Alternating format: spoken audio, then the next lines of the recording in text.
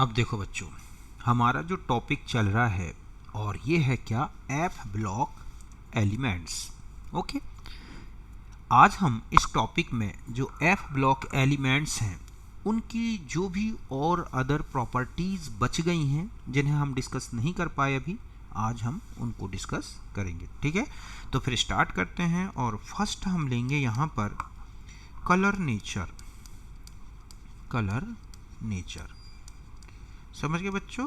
तो देखो बच्चों, जैसे आपने देखा था कि जो ट्रांजिशन एलिमेंट्स होते हैं उनके आइंस या उनके जो कंपाउंड्स होते हैं वो विजिबल रीजन में कलर्ड होते हैं, चाहे वो सॉल्यूशन स्टेट में हो चाहे वो सॉलिड स्टेट में हो। और इसका रीजन क्या होता है कि उन एलिमेंट्स में जो डी ऑर्बिटल है उसके स्प्लिटिंग से बनने वाले जो ऑर्बिटल सेट्स हैं उनके बीच में क्या होता है, डी ट्रांजिशन। जस्ट ऐसा ही जो नेचर है वो जो एफ ब्लॉक एलिमेंट्स हैं उनमें भी मिलता है। इनमें भी जो इनके आइंस हैं, इनके कंपाउंड्स हैं, लैंथेनॉइड हो या एक्टिनॉइड्स, ये विजिबल रीजन में अपनी सॉलिड स्टेट में, अपनी सॉल्यूशन स्टेट में डिफरेंट कलर्स शो करते हैं। और इसका रीजन भी क्या है बच्चों, एफ ट्रांजिशन। समझ गए ना। तो हम इसी को डिफाइन कर लें कि जो मैनी लैंथेनॉइड्स हैं, मैनी लैंथेनॉइड्स, ठीक है बच्चों, lanthanoids and most of actinoids, ठीक है, आइंस और कलर्ड इन, ठीक है, सॉलिड स्टेट और solution state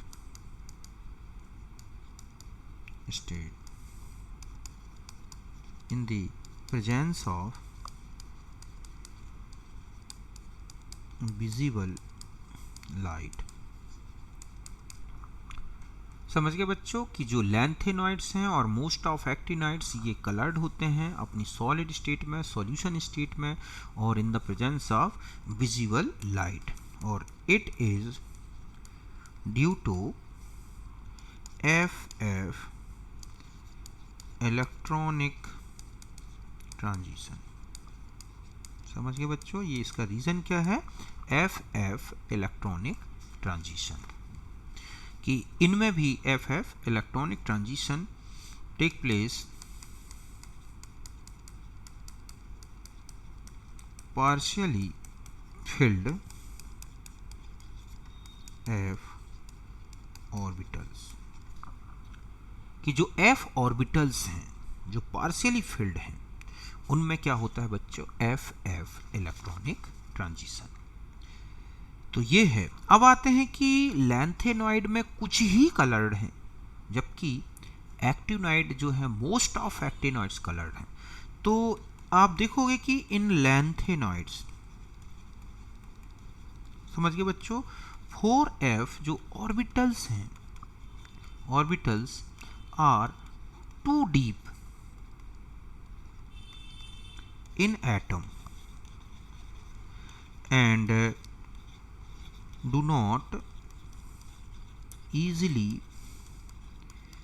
interacts with external electronic environment and they show low degree of f orbital splitting। समझ गए ना कि जो लैंथेनॉइड्स है ना बच्चों, इनमें एफ ऑर्बिटल जो एटम के अंदर है वो काफी अंदर धसी हुई होती है, ज्यादा डिफ्यूज्ड नहीं है। समझ गए ना। और ऐसे में इसका बाहर की जो एक्सटर्नल इलेक्ट्रॉनिक एनवायरनमेंट होता है, मींस लिगेंड्स होते हैं, उनसे ज़्यादा इसका इंटरेक्शन नहीं होता, ईजिली इंटरेक्ट नहीं होती। और ऐसे में इसमें एफ ऑर्बिटल की लो डिग्री ऑफ स्प्लिटिंग होती है।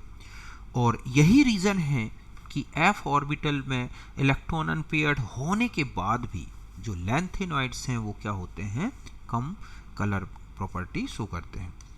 एंड most of लैंथेनॉइड्स, समझ गए बच्चों, लैंथेनॉइड्स और colourless even in the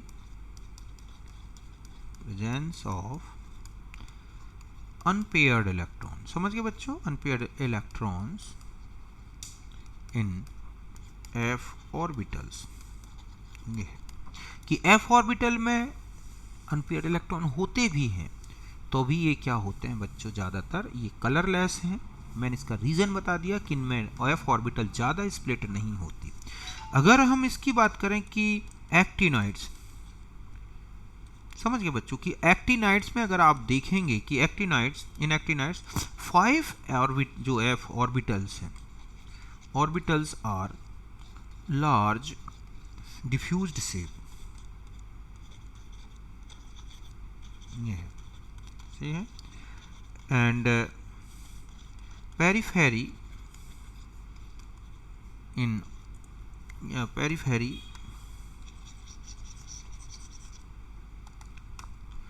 and periphery in nature। ये समझ रहे बच्चों, periphery in nature means external, ठीक है, जो एक्सटर्नल साइड में, एक्सटर्नल साइड डिफ्यूजन टाइप का होता है इनमें, कि ये बाहर की तरफ फैले होते हैं। तो ऐसे में दे, ठीक है, easily interacts with external electronic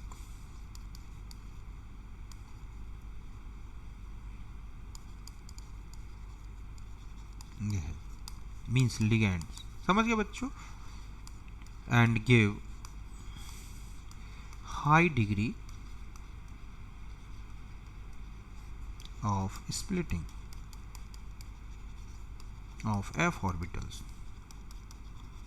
ये कि जो 5f ऑर्बिटल है बच्चों वो लार्ज डिफ्यूज्ड शेप है और पेरिफेरी इन नेचर, पेरिफेरी में नेचर का मतलब है कि बाहर की तरफ फैला होना, और ऐसे में ये बाहर के इलेक्ट्रॉनिक इन्वायरमेंट से interacts with external electronic environment, और ऐसे में जो f ऑर्बिटल हैं वो ज़्यादा क्या हो जाते हैं, स्प्लिट हो जाते हैं। और यही रीज़न है कि मोस्ट ऑफ लैंथेमोनाइड्स एंड अगर हम ये कहें कि मोस्ट ऑफ एक्टिनाइड्स, समझ गए बच्चों, और कलर्ड,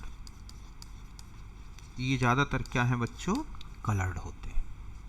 और ये देखा गया कि Fn एंड F14-N, ठीक है, या हम ये कह सकते हैं कि चाहे लैंथेनॉइड्स हों और एक्टिनॉइड्स, मतलब ये है कि लैंथेनॉइड्स, नहीं बच्चों, लैंथेनॉइड्स और actinoids having Fn and F14-N electronic configuration having same color, समझ गए बच्चों, due to presence of same number of unpaired electrons। समझ गए बच्चों कि लैंथेनॉइड और एक्टिनॉइड्स जिनमें आप देखोगे कि Fn और F14-N इलेक्ट्रॉनिक कॉन्फ़िगरेशन होगा, उनके कलर सेम होंगे क्योंकि इनमें same number of unpaired electrons होंगे। अगर ये बता दूं F0 और F14 कॉन्फ़िगरेशन, समझ गए ना, अगर ये कॉन्फ़िगरेशन है तब जो M3+ आयन है वो कलरलेस होगा। बाकी F1 से लेकर 9 कॉन्फ़िगरेशन है तो ये कलर्ड होगा। समझ गए बच्चों, M3+ आयन। अब देखो मैं बताऊं, जैसे आप देखोगे सीरियम 4+ है ना, इटर्बियम 2+, ल्यूटेशियम 3+ है ना, या थोरियम 4+, ये सब क्या है बच्चों, कलरलेस। क्यों? क्योंकि इसमें देखो आप इसमें F0 है, इसमें F14 है, इसमें F14 है, इसमें F0 है। तो ये सब कलरलेस है। बाकी आप यहाँ पर देखो, अभी मैंने आपको बताया कि अगर same number of unpaired electron अगर इनमें है तो इनके कलर भी सेम होंगे। देखो कैसे, जैसे Pr3+, इसमें होता है F2, तो इसमें होगा F12, तो इनका दोनों का कलर जो है वो ग्रीन आता है। ठीक है, Sm+3 और Dy+3, अगर इनके कॉन्फ़िगरेशन देखोगे तो F5 है और इसमें F9 है, तो इन दोनों का कलर येलो होता है बच्चों। ठीक है, ठीक इसी तरह से Nd+3 और Er+3, समझ गए ना। इनमें आप देखोगे F3 है और इसमें देखोगे F11 है, तो ये क्या होता है बच्चों, पिंक कलर का होता है। Eu+3, Tb+3, इसमें F6 है तो इसमें F8 है, दोनों के कलर क्या हैं, पेल पिंक कलर है। तो इस तरह से आप ध्यान रखें कि सेम कॉन्फ़िगरेशन तो कलर भी same. Most of lanthanides are, ठीक है, are colourless even in the presence of unpaired electron, because f orbital जो है 4f ऑर्बिटल ज़्यादा स्प्लिट नहीं होती देन 5f ऑर्बिटल। तो इस तरह से हमने इनके कलर नेचर को देखा। तो यहाँ तक बात क्लियर है कि ये भी FF ट्रांजिशन के कारण कलर्ड होते हैं बच्चों। दूसरी प्रॉपर्टी में आते हैं हम इनकी मैग्नेटिक प्रॉपर्टी। कौन सी प्रॉपर्टी, मैग्नेटिक प्रॉपर्टी। तो देखो बच्चों, जो लैंथेनॉइड्स हैं Ln+3 हों या, ठीक है, एक्टिनॉइड्स+3 और पैरामैग्नेटिक इफ, ठीक है, unpaired electrons present in f orbitals. समझ गए ना कि अगर एक भी अनपेयर्ड इलेक्ट्रॉन है तो ये पैरामैग्नेटिक नेचर के होते हैं। बट अगर हम इनकी मैग्नेटिक प्रॉपर्टी देखें कि मैग्नेटिक, ठीक है बच्चों, प्रॉपर्टीज ऑफ दीज एलिमेंट्स, कि इनकी जो मैग्नेटिक प्रॉपर्टीज हैं, ठीक है, कि दीज एलिमेंट्स जो हैं डिफर फ्रॉम या डिफर देन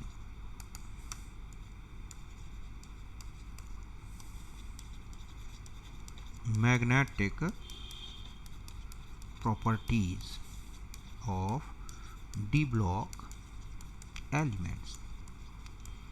मतलब ये उस तरह की मैग्नेटिक प्रॉपर्टी नहीं है बच्चों जैसे आपने डी ब्लॉक में देखा है। अब आता है कि ऐसा क्यों है, मतलब उनसे बहुत ज़्यादा डिफरेंट होती हैं। ठीक है, बिकॉज अगर हम इनमें देखें कि बिकॉज देयर मैग्नेटिक मूवमेंट जो होता है, देयर मैग्नेटिक मूवमेंट, जो इनका मैग्नेटिक मूवमेंट जो है, ठीक है, डू नॉट ओवे, ठीक है, the simple spin only formula, means orbital contribution, या हम ये कहें कि magnetic moment due to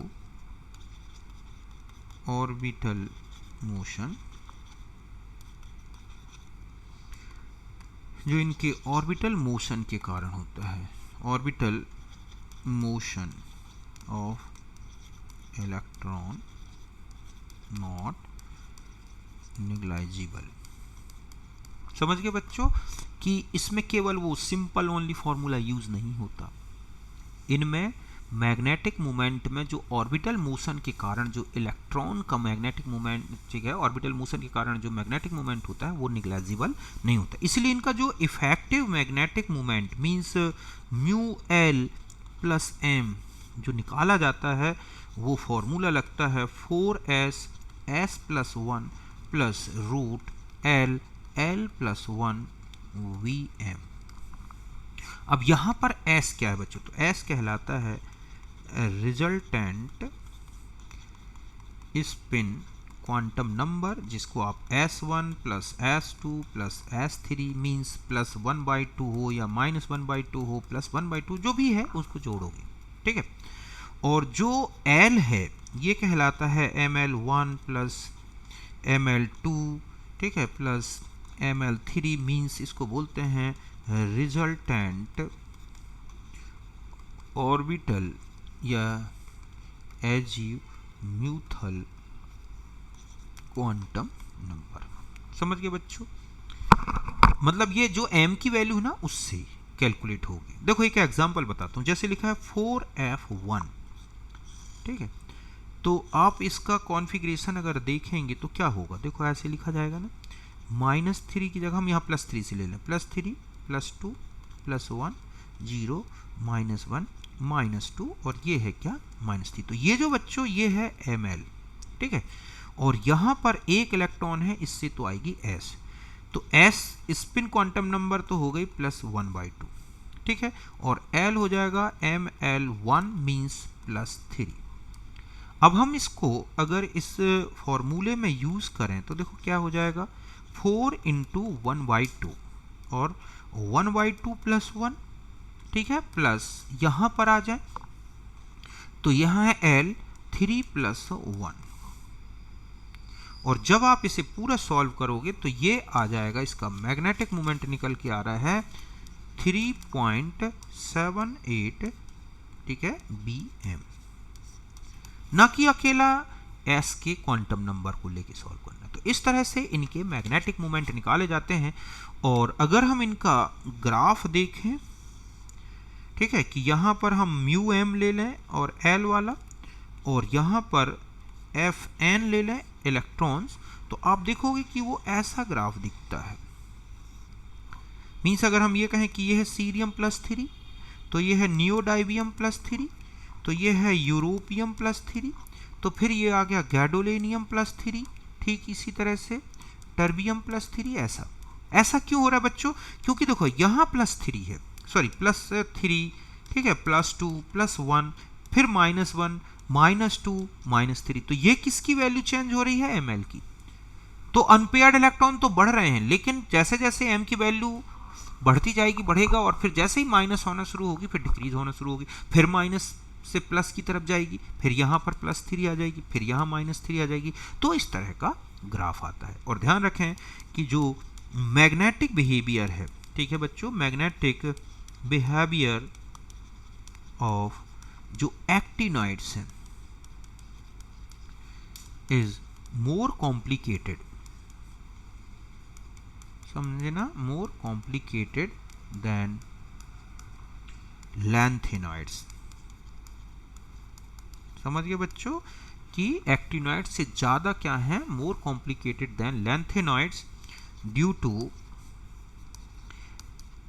periphery nature of 5f orbitals which is, ठीक है, more affected by external magnetic field. ये है, बाकी हम इसके बारे में ज़्यादा नहीं लेंगे। तो इस तरह से इनका ये मैग्नेटिक बिहेवियर दिखता है बच्चों। यहाँ तक बात क्लियर है अच्छी तरह से? तो ये था इसका रीज़न। और वैसे भी लैंथेनॉइड्स में 4f ऑर्बिटल काफ़ी अंदर होती है। ऐसे में क्या होता है बच्चों, 4f ऑर्बिटल बाहर के इलेक्ट्रॉनिक इन्वायरमेंट से ज़्यादा इफेक्टेड नहीं होती, और ऐसे में जो उनका ऑर्बिटल कॉन्ट्रीब्यूशन है टूवर्ड मैग्नेटिक मोमेंट वो क्विंचिड नहीं होता। क्विंचिड एक अलग प्रॉपर्टी है क्विंचिंग के कारण।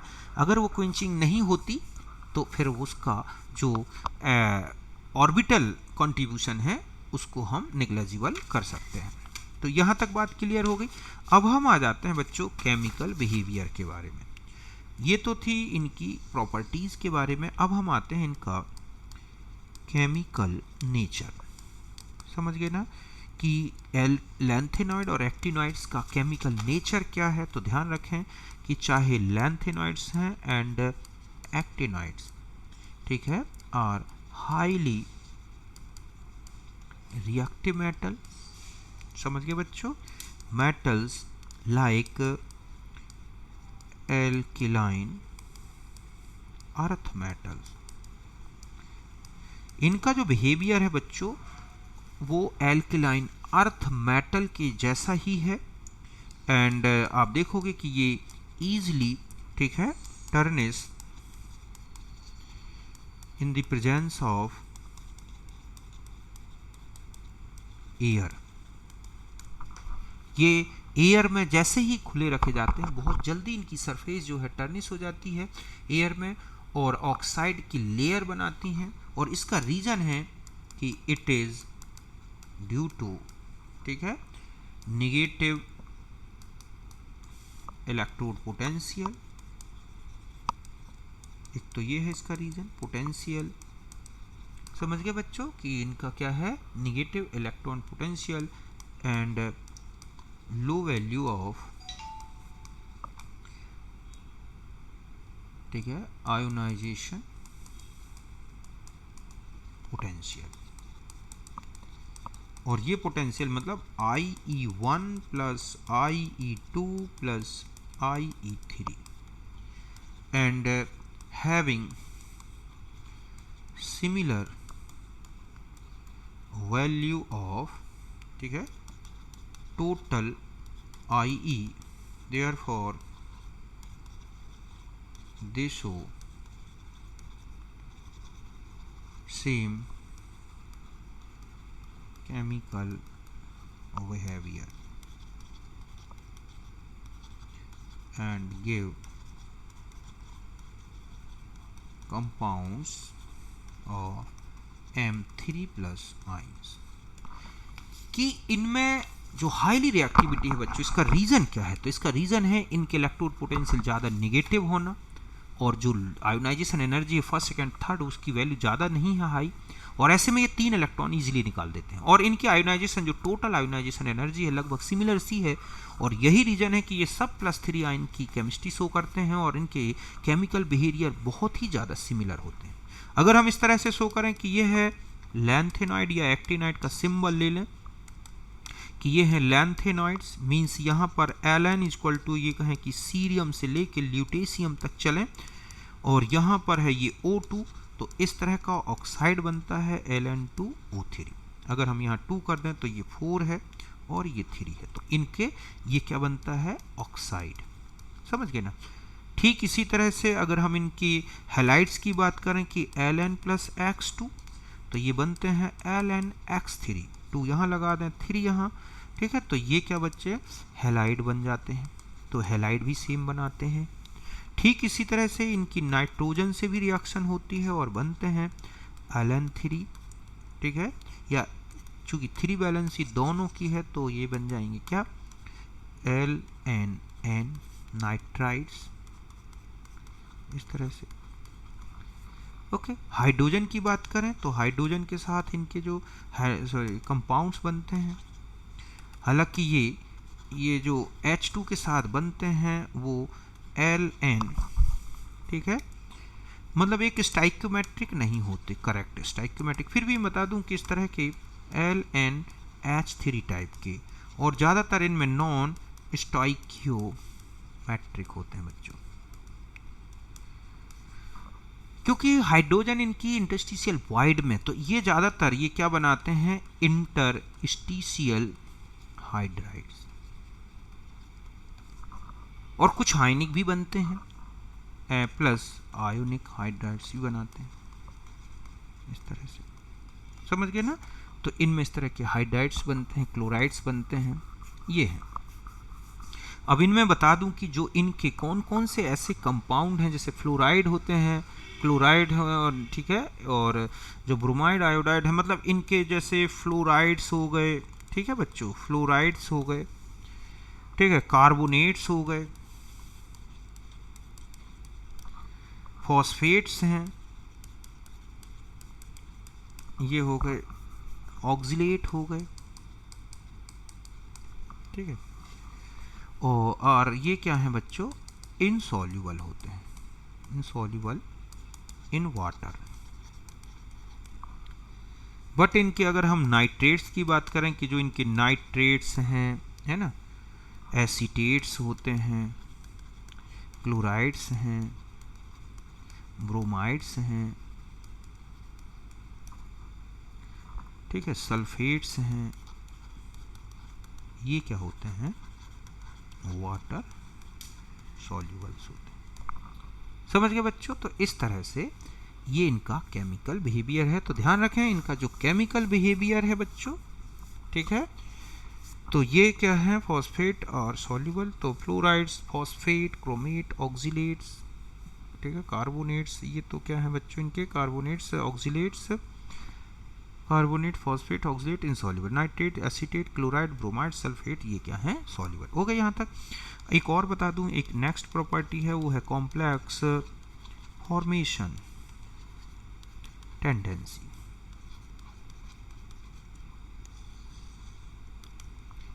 तो ये बता दूं कि जो लैंथेनॉइड्स हैं एंड एक्टिनॉइड्स, ठीक है, डू नॉट हैव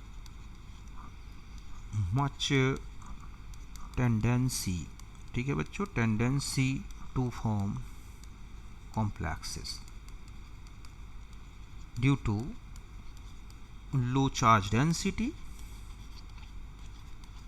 ये है, and large size. They form some complexes with chelating ligands जो होते हैं, जैसे कि ACAC है बच्चों, है ना, बीटा डाई कीटोन हो गया, EDTA हो गया, समझ गए ना, साइट्रिक एसिड हो गया। तो इनके साथ EN हो गया, CNS हो गया, IO4 हो गया, इनके साथ इनके कुछ कॉम्प्लेक्सेस बनते हैं। एंड अगर मैं ये कहूँ कि कॉम्प्लेक्स फॉर्मेशन टेंडेंसी, अगर आपसे पूछा जाए formation tendency in non aqueous condition, तो directly proportional to the lanthanoid contraction. Means हम ये कहें कि सीरियम +3 से लेके ल्यूटेशियम +3 तक ये कॉम्प्लेक्स फॉर्मेशन टेंडेंसी जो होगी, समझ गए बच्चों, ये क्या होगी, इंक्रीज होती जाती है।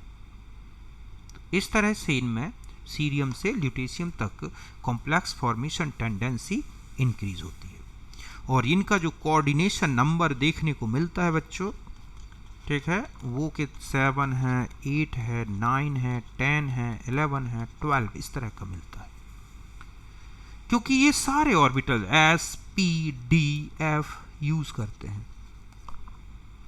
ठीक है।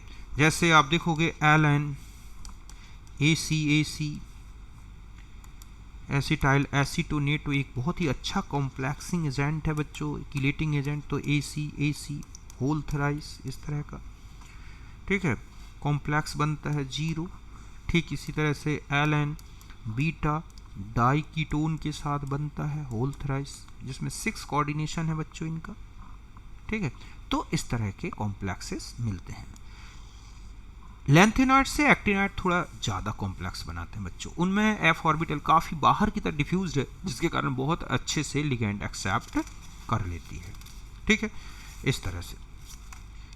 फिर हम आ जाते हैं इसके कॉम्प्लेक्स फॉर्मेशन के बारे में मैंने बता दी, एक सिमिलरिटी बता दूं बच्चों इसकी दोनों की, और एक डिसिमिलर नेचर। देखो सिमिलरिटी कहाँ दिखाई देती है आपको, अगर आप देखोगे कि बोथ सीरीज में, समझ गए बच्चों, कि बोथ सीरीज देयर आर 3, ठीक है, आउटर मोस्ट सेल, कौन कौन सी हैं बच्चों, n-1 और n-2, और इनकम्प्लीट।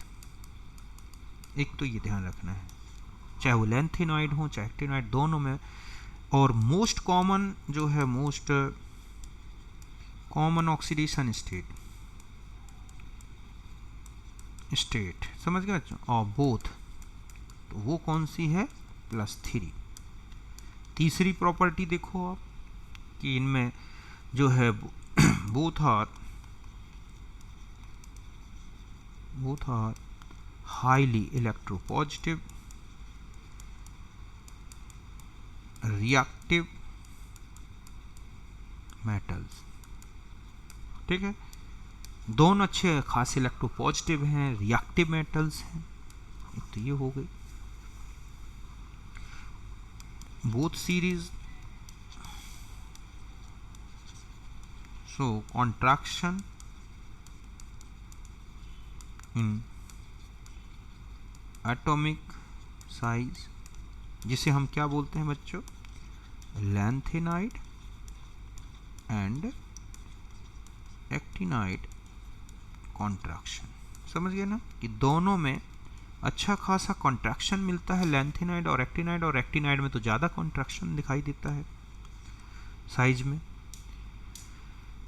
अब आप देखोगे इसके अलावा भी आपको मैंने जो इनके कंपाउंड्स बताए थे कि नाइट्रेट्स हो गए, दोनों के नाइट्रेट्स हो गए, परक्लोरेट्स हो गए, है ना, ये हैं परक्लोराइड्स हो गए, रेट्स हो गए, सल्फेट्स हो गए, एसीटेट्स हो गए, ये क्या है, सॉल्यूबल। ठीक है, जबकि अगर आप इनके सॉल्यूबल हैं, जबकि इनके हाइड्रोक्साइड्स हो गए, फ्लोराइड्स हो गए, समझ गए ना, कार्बोनेट्स हो गए, ये क्या है बच्चों, इनसॉल्यूबल इन वाटर। इस तरह से तो लगभग दोनों में सेम नेचर है। ठीक है, बोथ सीरीज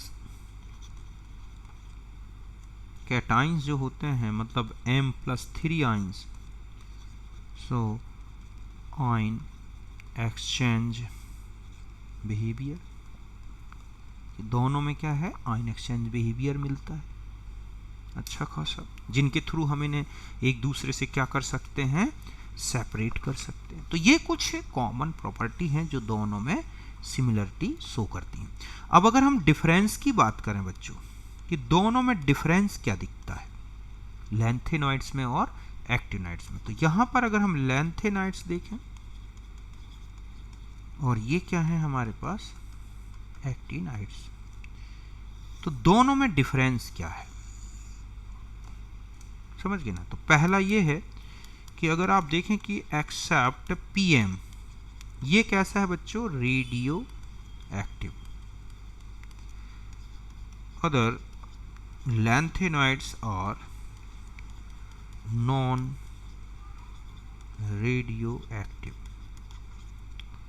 जबकि इसमें देखोगे कि ऑल एक्टिनॉइड्स और रेडियो एक्टिव। पहला तो ये कि जितने भी एक्टिनॉइड्स हैं सब के सब जो हैं रेडियो एक्टिव हैं, beside +3 oxidation state, they show some, हम ये कहें कि सम एलिमेंट में तो आपको मैं पहले ही बता चुका हूं कि कौन कौन से some elements, so +2 and +4 oxidation state. समझ गए ना कि आप इनमें देखोगे कि केवल +3 को छोड़ दें तो इनमें कुछ मिलती है, इनमें जो है ना कि बिसाइड +3 ऑक्सीडेशन स्टेट, ठीक है, other elements, most element, other बल्कि क्या मोस्ट ही कहें हम कि मोस्ट एलिमेंट्स, सो +4 +5 +6 +7 ऑक्सीडेशन स्टेट्स। समझ गए ना, ये स्टेट्स मिलती हैं।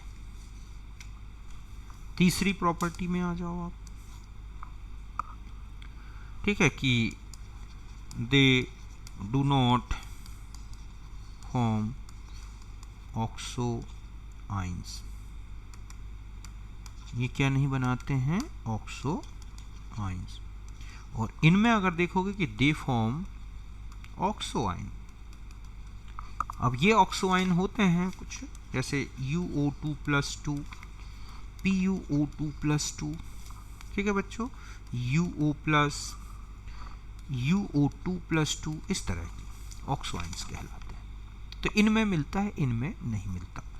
चौथा आ जाए हम कि जो इनके ऑक्साइड हैं बच्चों, oxides and hydroxides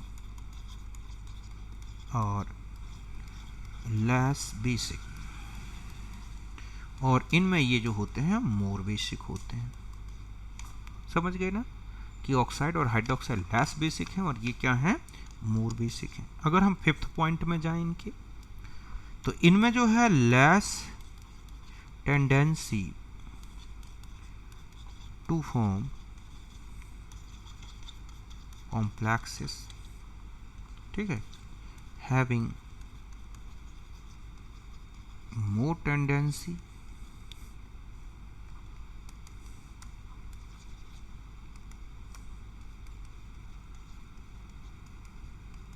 to form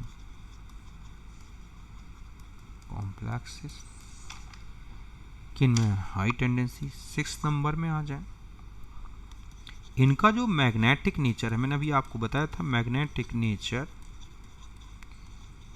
easily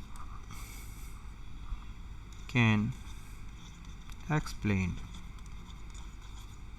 ठीक है, और इनमें जो है कॉम्प्लिकेटेड है बच्चों, नॉट easily explained, इसको इजी एक्सप्लेन नहीं कर सकते, बहुत ही कॉम्प्लिकेटेड है। समझ गए ना बच्चों। और लास्ट देखेंगे कि मोस्ट जो लैंथेनाइड +3 और कलरलेस, समझ गए बच्चों। और इनमें देखोगे मोस्ट एक्टिनॉइड्स जो हैं +3 और कलर्ड। ऐसा इसलिए बच्चों क्योंकि एफ ऑर्बिटल काफ़ी बाहर की तरफ फैली हुई है और वो बहुत इजीली क्या हो जाती है, इफेक्टेड होती है, जिसके कारण ही ऐसा मिलता है। ठीक है, तो ये कुछ इंपॉर्टेंट इनके बीच में जो हैं डिफरेंस दिखाई देते हैं।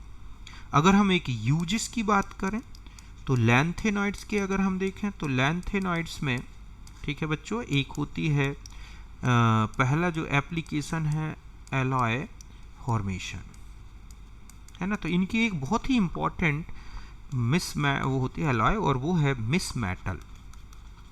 समझ गए ना, ये क्या है, मिस मेटल, जिसमें आप देखोगे कि जो लैंथेनॉइड्स हैं ये लगभग 94 से 95% तक होते हैं, और जो आयरन है वो 5% होता है। और ट्रेस में जो है ट्रेसेस ऑफ, इनमें होता है क्या, सिलिकॉन, कार्बन, सल्फर, ठीक है, कैल्शियम, एल्यूमिनियम, ये है। तो इस तरह से इनमें ये क्या होता है, इनका परसेंटेज।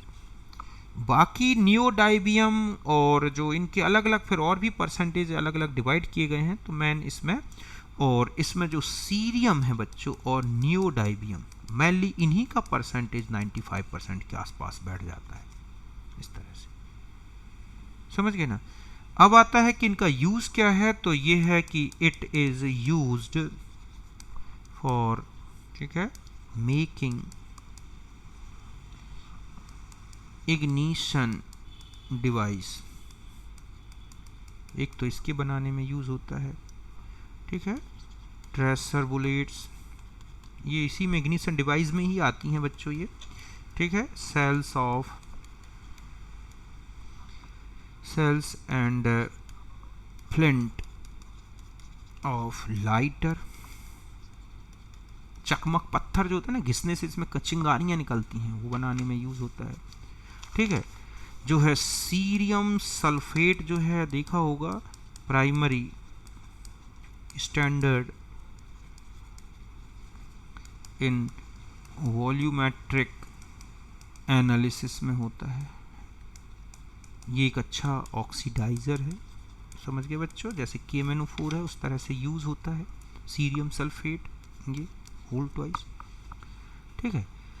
तो इसी तरह से ND2O3, समझ गए बच्चों, PR2O3 for used for making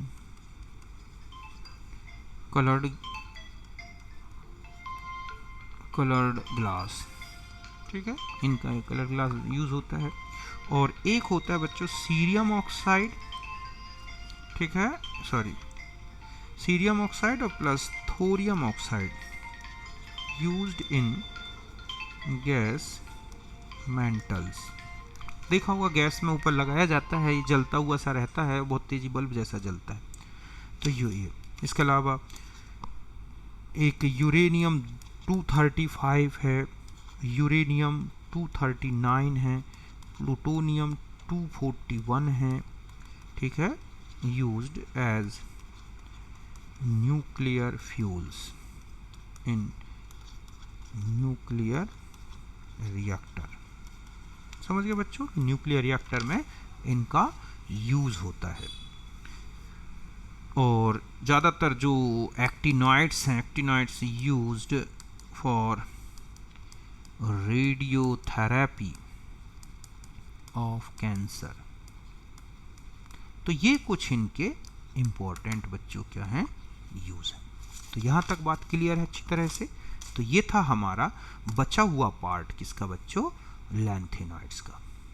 कोई दिक्कत आपको यहाँ तक अच्छी तरह समझ में आ गया होगा। अब बस अब नेक्स्ट में करेंगे कोऑर्डिनेशन कंपाउंड। ठीक।